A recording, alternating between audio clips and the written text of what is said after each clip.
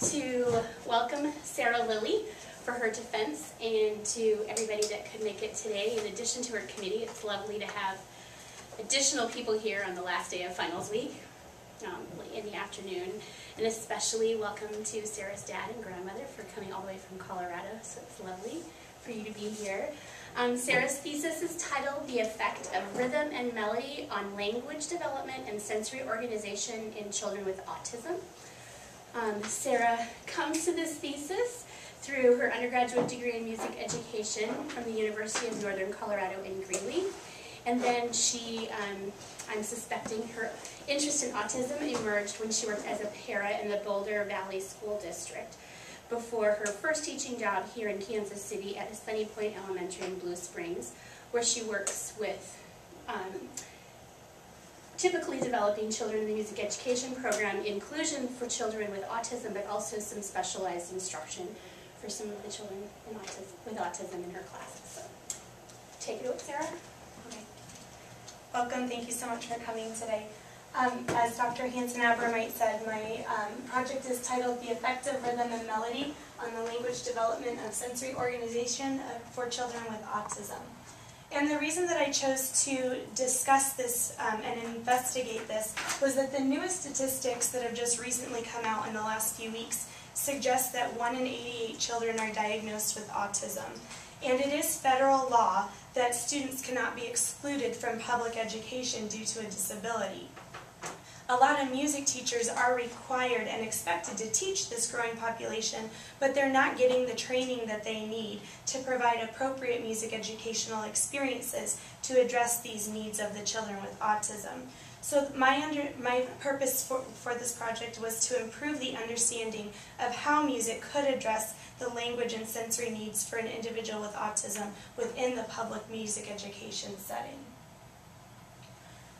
I did a very extensive review of literature that investigated 4 different areas: autism, impairments within autism, elements of music, and some neurological perspectives.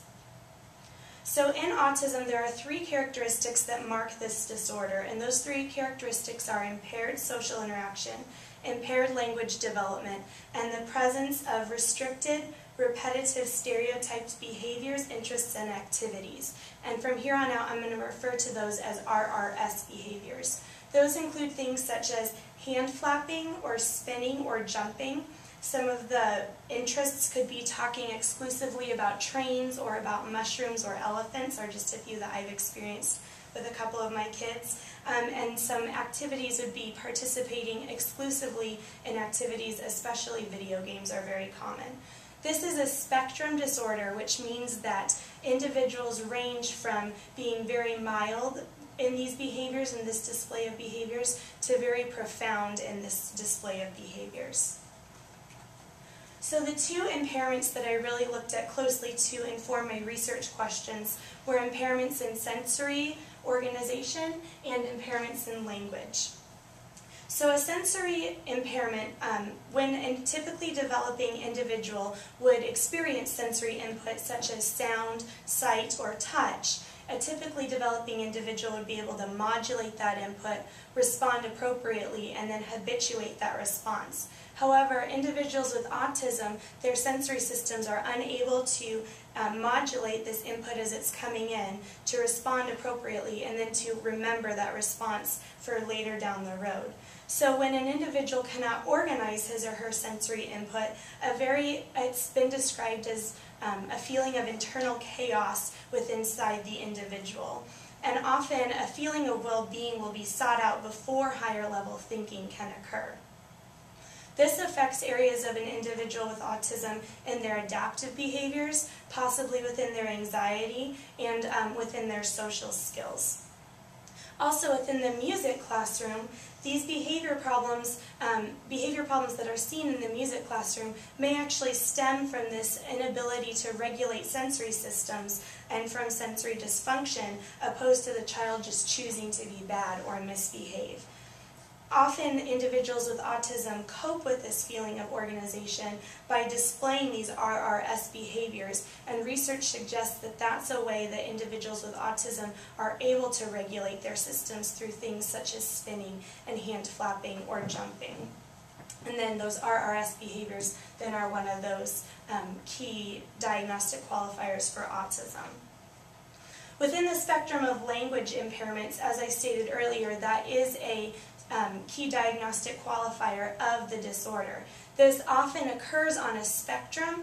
There are many individuals who are very low functioning in their language abilities, and that they may even be nonverbal, to very high functioning where their language skills are very high, but they may lack appropriate use of speech, especially in social situations. Two of the areas that I really looked at to inform my research questions were the area of auditory perception and prosody. Auditory perception is the process of following sounds from a sequence. So that would be the following sounds together to form words, and words together to form sentences. Research suggests that individuals with autism may actually passively listen to speech, in that auditory perception, the auditory information is being registered in the brain, but they're choosing not to orient towards it or listen to it in an appropriate way. It's also been suggested that there may even be a possible aversion to those speech sounds for the individuals with autism. Other research has suggested that possibly novel tones might better catch the attention than speech sounds would for an individual with autism, and that orientation towards a sound stimulus might be better for non-speech sounds such as a musical toy rather than a social speech sound such as calling a child's name. Prosody is an element of language that is the emphasis, pitch accenting, rhythm, and intonation of our speech.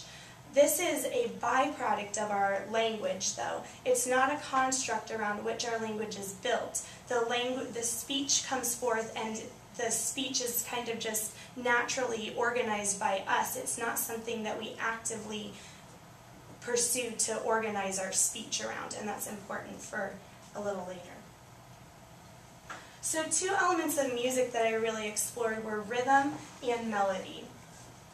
In rhythm, we have rhythm both in language and in music. And as I said earlier, the rhythm of our language is prosody.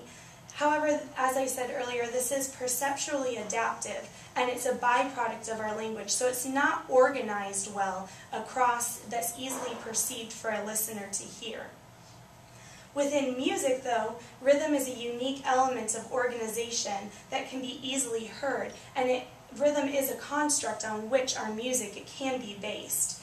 Research suggests that attention can be more readily allocated when events occur within a temporal and predictable system. And music might be able to provide this predictable temporal system, and it may offer an internal sense of rhythm for an individual with autism who is experiencing chaos within their own sensory systems. Again, the prosody is also present in our language, melody is also present in our language in prosody. And as I said earlier, there's no strong sense of organization within our melody with our pitch intervals and our emphasis and our intonation of going up and down within our language. It's not constant, and research even suggests that frequency can vary across different speakers or even within the sentences of a same speaker. However, in music, there is a very strong sense of organization around a tonal center. And it's been said that the tonal center can actually act as a perceptual gravitational pull which people can organize the music around. Research has even suggested that there may even be a tonal hierarchy system, whereas the third and the fifth are more perceived to be related to that tonal center than the other pitches within a musical scale. This strong set of perceptual relations, again, may be able to help an individual with autism organize his or her sentences and organize language with these things that are constant, that stay organized within music, opposed to in language where it's very unorganized.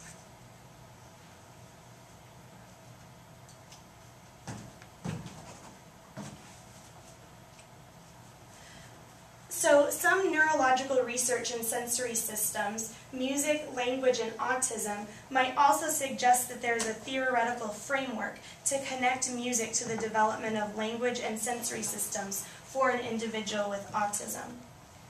Two of these theories that I looked at were the theories of weak central coherence and the theories of temporal binding.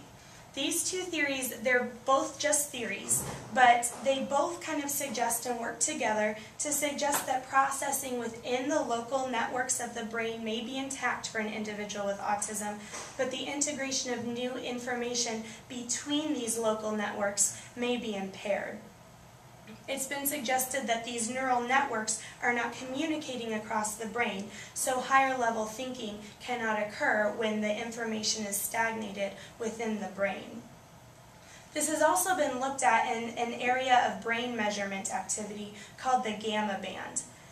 It has been suggested that individuals with autism may display an abnormal measurement of this brain activity of the gamma band, and that this may be what is causing that information to not flow throughout the brain. However, the interesting thing is that research suggests that the gamma band might actually reflect expectancies for pulse, meter, and also respond to outside temporal stimuli. So what that means is that the gamma band might actually be able to be influenced by outside rhythm, which then might help these neural networks communicate across the brain so that individuals with autism might be able to process information globally across the brain in order to facilitate higher level thinking. Research in the area of the brain of an individual with autism suggests that there may be structural, functional, and developmental differences in the brain of an individual with autism compared to a typically developing individual. And the two areas that I really looked closely at were the areas of hemispheric differences and differences within the corpus callosum. So our brain is divided into two hemispheres, and those different hemispheres, the right hemisphere and the left hemisphere, they process different types of information. For a typically developing individual, language is processed in the left hemisphere of the brain. However, research is suggesting that there may be a reversed hemispheric dominance in language processing. So what that means is that individuals with autism might be processing language in the right side of their brain, whereas typically developing individuals are processing language in the left side of the brain.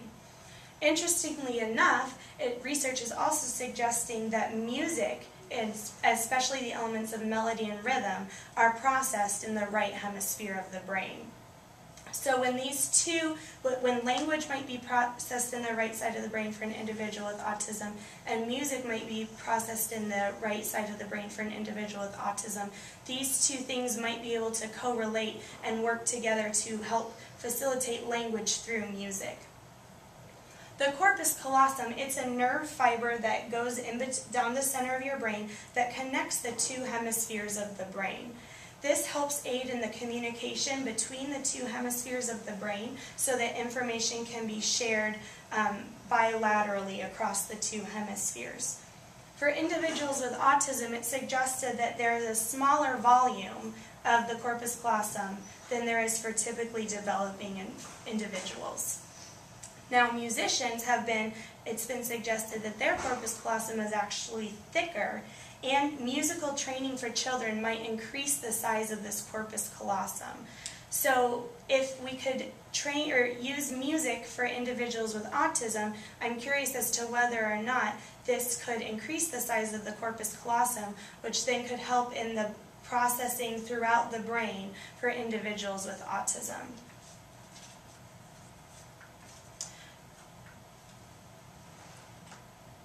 So this information led me to 4 different research questions, and those research questions were, does rhythm-based speech enhance sensory organization more effectively than conversational speech for children with autism spectrum disorders?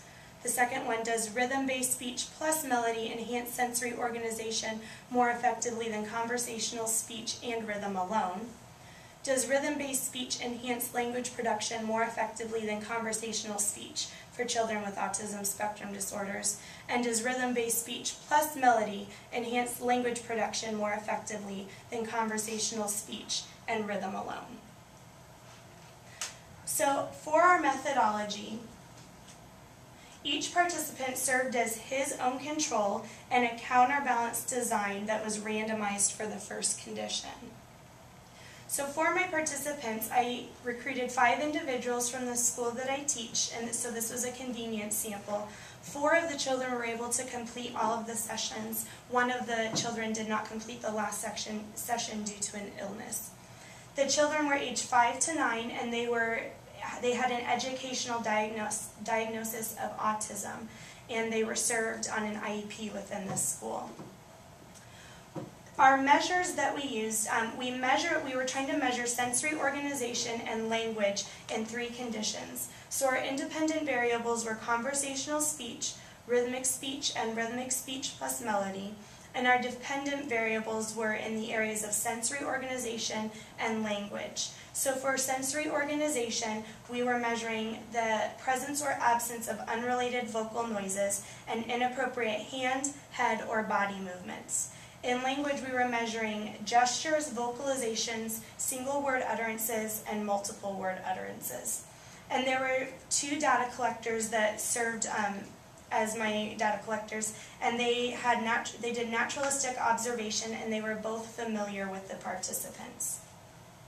So this is what the data collection tool looked like for the sensory organization, the RRS behaviors. We measured hand, head, body, and unrelated vocal noises within a pre-test, an intervention, and a post-test. And so if one of those things would occur, the data collector would just make a tally. And the language data collection tool looks very similar, but we were measuring for gestures, vocalizations, single word utterances, and multiple word utterances.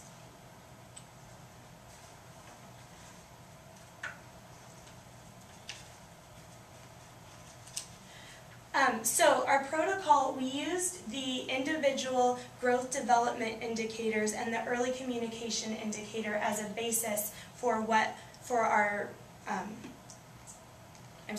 we used the early communication indicator as a basis for our data collection. We had 3 different sessions that we measured. We had a pre-test free play that lasted for 2 minutes, an intervention which lasted for 2 minutes, and a post-test free play. So within the pre-test, I sat down with the children around a Fisher-Price toy barn, and I gave them guided questions that they could answer, such as, what does the sheep do, or what does the cow do, or which animal is your favorite, or where do the animals live? And that helped them play with the barn in a way that we could observe their natural free play. Then the intervention happened and occurred for 2 minutes. I developed matched sentences for each condition, so there were 6 sentences total, and each sentence was delivered for 1 minute during the intervention. So here's what the sentences looked like. And you can see the first 2 sentences were for the conversational speech, the next 2 were for the rhythmic speech, and the last 2 were for the melodic and rhythmic speech, or melodic speech. You can see just by the colors how it winds up and that they're very matched. We worked really hard to make sure that the sentences were grammatically the same and about the same amount of words, so that there wouldn't be that wouldn't be a limitation of the study. Then to create the melodies and the rhythms for these sentences, what I did was for the 3rd and 4th sentences, so for the rhythmic sentences, and for the 5th and 6th sentences, the melodic sentences, I had 3 different individuals speak the sentences that I recorded. So as they spoke them, they were reading them, and I recorded it into a microphone.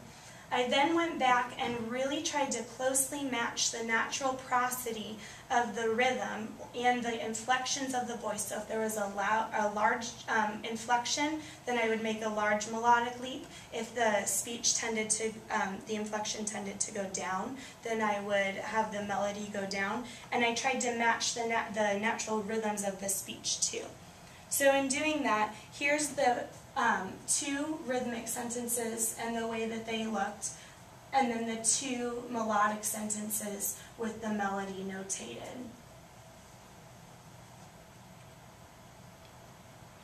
So in the delivery schedule, one condition was presented on 3 separate days across a single week, which was then followed by the other 2 conditions in subsequent weeks. So there was a total of 9 sessions that lasted 3 weeks. So our results, for data analysis, we conducted, because there were multiple dependent variables, we conducted a one-way MANOVA test, and the results for that were not significant. The p equaled 0.56, so that is not significant statistically. We did a couple of other descriptive analysis tests. We looked at the percent of change from pretest to post-test, and we also looked at the intervention means. So we wanted to see if between the pretest and the post-test, if there was a change in these behaviors. And you can see this is the language. It went down, just the percent of change went down just a little bit in speech. The language production went up a little bit in rhythm, and the language production went down in melody. There was a little bit of a decrease in the RRS behaviors across speech, rhythm, and melody, but it wasn't enough of a percentage that we felt that we needed to do further analysis. For the mean scores, we wanted to really make sure, or find out what was happening as I was presenting these melodic conditions and these rhythmic conditions and these speech conditions. So we took the mean scores of just that intervention piece, and you can see that there wasn't a whole lot of difference between the 3 conditions. They were all pretty much about the same in their means, so we didn't do any further data analysis.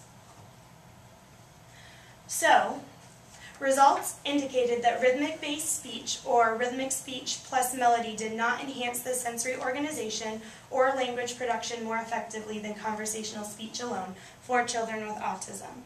However, there was a few things that happened during the study that I think are really important to note. So after each session, I just took some observational data of what occurred during the sessions. In the melodic conditions, there was a lot of really interesting stuff that happened. One of the things that happened was participants A and B actually created their own melodic sentences as they were free playing, or as I was with some of the other animals that I wasn't using in the melodic conditions. So for participant B, he actually got, his order of the conditions was melody, speech, and then rhythm. So the first week I gave him melody. Then the second week in the speech condition, I presented him the goat. And I said, the goat lives on the farm, the goat likes to jump and play. And he said back, and I said, can you say it? And he said, the goat lives on the farm. And he reflected that melody that we had used in the sheep, for the sheep in the melodic condition. And as I kept saying it back to him conversationally, he kept singing it back to me. No matter if I kept saying it conversationally and speaking it, he would then sing it back to me. Participant A actually just made up his own melodies during his free play for a lot of the different animals. So I'd give him the melodic intervention, and then I'd say, what does the sheep do? Or, I'm sorry, something, what does the cow do? The cow wasn't a melodic condition. And he would say, the cow eats all the grass, or something along those lines. So he would sing something back to me, even though I hadn't given him any sort of sung condition for that particular animal. I also really noticed that repetition was a lot better in the melodic conditions than in the spoken or rhythmic conditions.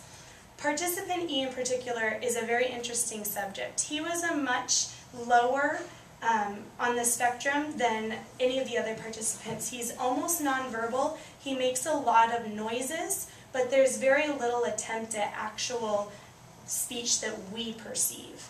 And so he would not repeat at all anything in the spoken conditions. When I try and get him to repeat something, he wouldn't give me anything. On the rhythmic conditions, he would give me one word. When I said, the pig likes to roll in the, he would fill in mud. And so I got one word out of that. However, when I gave him a prompt, the sheep, he filled in, lives on the farm. So he wouldn't give me anything at all in conversational, just a little bit in rhythmic, filled in a whole big chunk for the melodic conditions. So I thought that that was really interesting and very important to discuss. Also, another interesting thing was the prosody within this study. A lot of one of the children in particular, participant C, he has very little inflection in his regular speaking voice. However, if in that melodic condition he didn't feel like he got a big enough leap from the sheep, he would stop and start again and try and get that really big inflection for that prosody if you remember, I really tried to mirror the natural prosody of language so that he was really adamant about getting that prosody within the melodic sentences. Also, participant B would use his whole body within the melodic to show where the inflection, the melodic line was going. So I thought that that was just some really interesting stuff that happened just with the melody. I talked a little bit earlier about auditory perception and how previous research suggests that there's passive listening, a possible aversion to speech sounds, and that orientation is better towards non-speech stimuli for individuals with autism. The anecdotal evidence from this study might support those things. The individuals with autism that I used really, the melodic speech really caught their attention, I think, more than the other ones. There would always be a sharp change of focus from whatever they were doing as soon as I started to sing. They would make eye contact with me. That's something that we didn't measure, was eye contact, that I think should be measured in other studies if this is replicated. And also just in the fact that the melody was more readily repeated may suggest that there was more active listening going on during those melodic conditions. I want to just explore a couple of little things with participant E again. I went through and looked at just the percent of change in his language scores over the 3 different conditions. And if you remember, I said that he doesn't have a lot of very functional speech. It's a lot of vocalizations that aren't organized in a way that we can understand them. So if you look here, in the speech, his production of language went up. In the rhythm, it went down just a little bit, but then in the melodic conditions, the percent of change dropped dramatically. And I thought that was interesting, so I went back and looked specifically at the vocalization scores. And you can see that for the speech, the percent of change, the vocalizations went up. For rhythm, they went up a little bit more, but then in melody, his vocalizations dropped dramatically. So what might have happened there is that he was able to organize his speech a little better to reduce those vocalizations and possibly be working more towards that more quality of speech than just the vocalizations. So going forward, there's 2 different things that I think that is important. The first is to look at how this affects music educators, as I am one, and also where future studies should go with this information. If the anecdotal evidence really does suggest that auditory perception and orientation do increase for children with autism, then the music classroom is a natural environment to enforce language through music.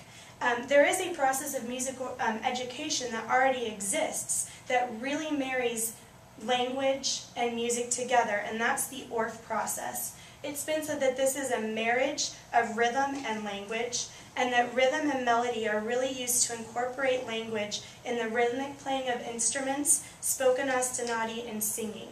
So for a music educator who might have a high population of children with autism, if you do want to look at how those language skills might develop, the ORF process is a very natural way that's already in existence to really help with those language skills.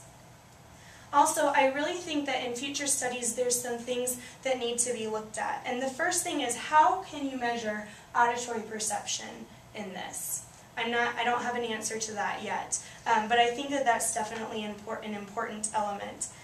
Also, with the prosody, as I was talking about, great care was really taking care for those composition of those melodies and those rhythms. And the individuals really worked to do that prosody from that melody. And so I'm wondering if by taking that natural prosody of language and putting it into a musical setting, if that could then help train the prosodic perception and production for individuals with autism. And last, the thing that really needs to be looked at is how you measure the quality of language and where this intervention language that I'm presenting occurs and is used within the free play sessions. We didn't think about looking at that, just the quality of language. We just measured a vocalization or a single word utterance. Was that a quality speech, or was it just, you know, a vocalization? So how does that differ from just regular speech? So all in all, even though there wasn't a statistical significance, I really think there's some important things that this study informed that could help inform future studies. Thank you.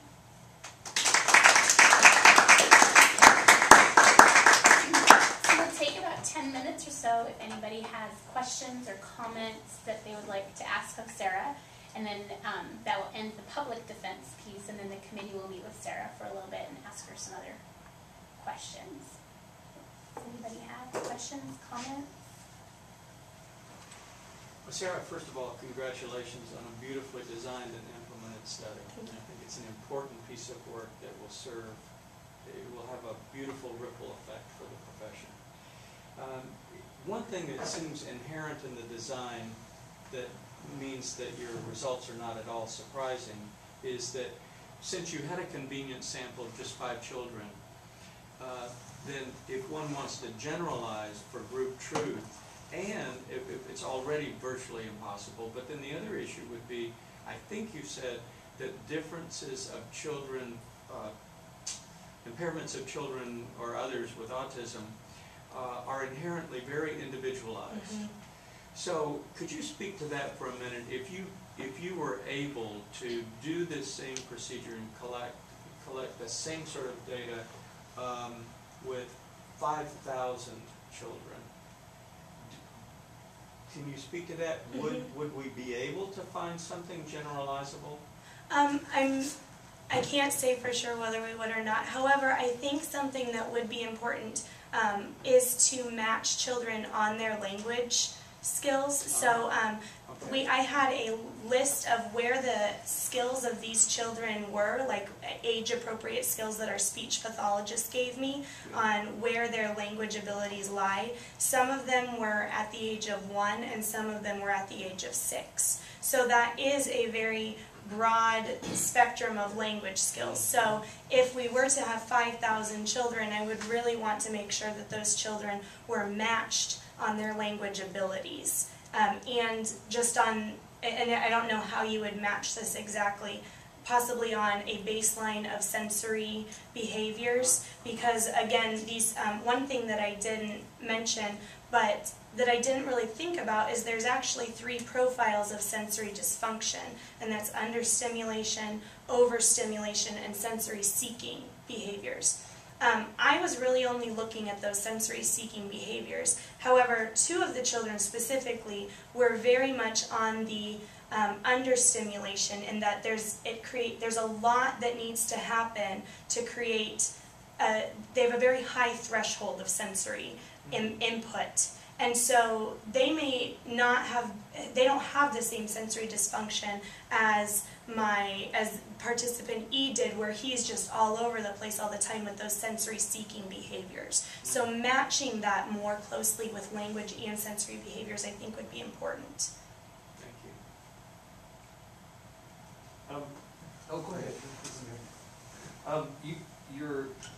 The discussion you had about the hemispheric shift, is that the right terminology? Yeah, reversed hemispheric dominance. Thank you. Yeah. Sounds smarter. Yeah.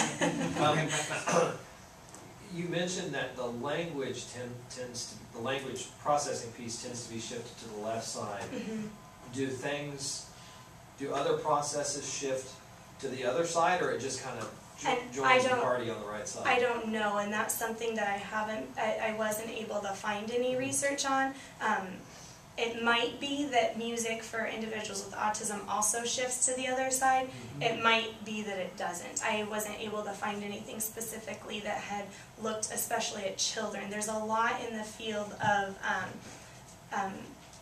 brain traumatic injury and how music is processed and where it's processed, but I haven't seen I personally have not seen anything on where music is processed in the brain for individuals with autism. So, based on the question that Dr. Robinson gave and your clear passion for individuals that have this sort of disorder, these sorts of disorders, this sounds like this is the beginning of a lifelong quest to create and solve these questions. It could very well be that. And I hope that that is in fact the case, because the world's going to be a lot better if we can figure this out. I agree. So. Yes. Yeah, a couple things. Music therapy, we often use transitional kind of modes in between in our session plans. And often with kids with autism or little younger kids will sing. It just keeps their attention. And just even with toddlers, just kind of magic compared to just speaking it. So that's kind of interesting. There's probably, I don't know if there's any research on that.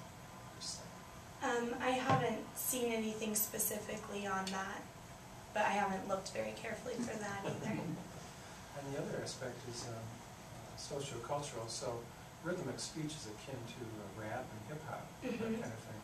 So I don't know what the background of your comedian sample was, but within that, I just wonder if there'd be some changes between melodic and rhythmic in a different kind of culture. It's really interesting.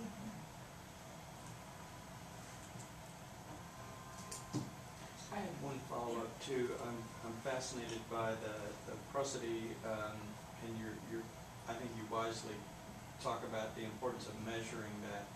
Could you imagine, would it be overkill, do you think, or advisable to try to measure that more quantitatively, like with a spectrograph or something? Would that be helpful, or is it just like, no, that's overkill? I really don't know. It might be helpful. I think there needs to be something that is measuring prosody, but I don't know what that tool would be. Okay. I would guess it would be some sort of spectral analysis of the vocalizations. I'm thinking you already addressed very honestly just the inherent subjectivity of your data collection process, and you wished you could have videotaped and that didn't happen. But even then, if we go back and watch videotapes, we're still sort of saying, it seems like I'm hearing something, Right. which is maybe helpful, but that's why I asked. Yeah.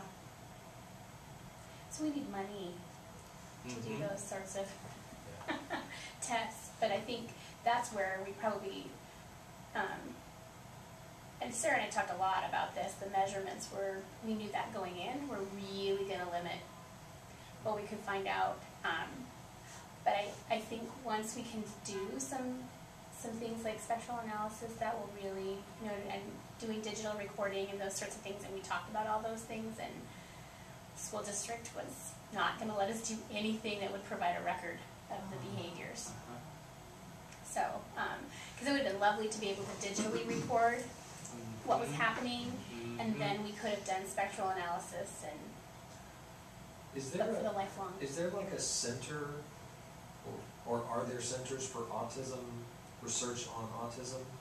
Like if you want to study this particular concept, is there one place you go, like Germany or Boston or Eudora or whatever? I mean, is there a center for? I'm astounded if there isn't one. Well, I think there are smaller, like KU Med has their Center for Children with Disabilities. They do a lot of work with children with autism. Because all these things that you're talking about, in 40 minutes, are like if we could develop a catalog of vocalizations, if we could develop a catalog of prosody, if we could develop a database of different reactions of different locations on the spectrum, and how is that not done yet? Well, and I think one of the most beautiful things of your study, Sarah, is the review of literature. And it speaks to what you're saying too, because you have a theoretical framework unlike anything I have seen in publications on music and children with autism. Everything that you did in your methodology was supported, and the rationale was there because of the emerging theories, or what was happening neurologically, or what was happening with language and neurology. So I think that's why we haven't had a lot of great progress with music and music education or music therapy. We're kind of still regurgitating the same information over and over again. But here you have this beautiful review of literature that strongly supports what you did and why you did it. And I think too, I have no idea why this is, and I'm not going to try and argue it, but as these numbers for autism go up where it was, I mean, just a few months ago they were saying 1 in 110, and within the last few weeks they're saying 1 in 88, and before that, like, it was, 1 in 250, and before that, I mean, it's just, these numbers are rising, and as these numbers are continuing to rise, I think that there will be some more interest in it, but, before it was just kind of, that, whereas now this thing is rising, and it really does need to be explored. So do you think that the numbers are